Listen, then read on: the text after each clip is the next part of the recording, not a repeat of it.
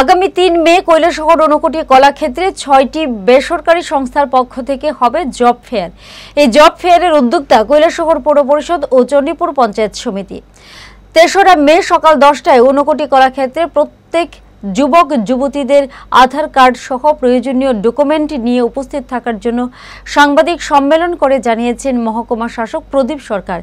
সাংবাদিক সম্মেলনে উপস্থিত ছিলেন কৈলাসহর পৌর পরিষদের চেয়ারপারসন চপলা রানী দেবরায় সহ অন্যান্যরা।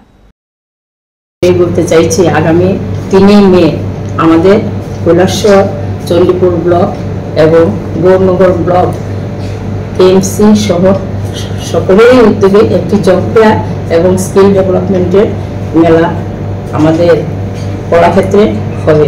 তার জন্য আমরা প্রত্যেক কৈলাসহরবাসী এবং গৌরনগর চণ্ডীপুর সবাইকে আমরা জানাচ্ছি যে এই মেলাতে সকল অংশের মানুষ অংশগ্রহণ করবে, কারণ আমাদের যে যশস্বী নরেন্দ্র মোদীর যে লক্ষ্য ভাবধারা যে আত্মনির্ভরশীল মানুষ গড়ার জন্য আমাদের এই উদ্যোগ।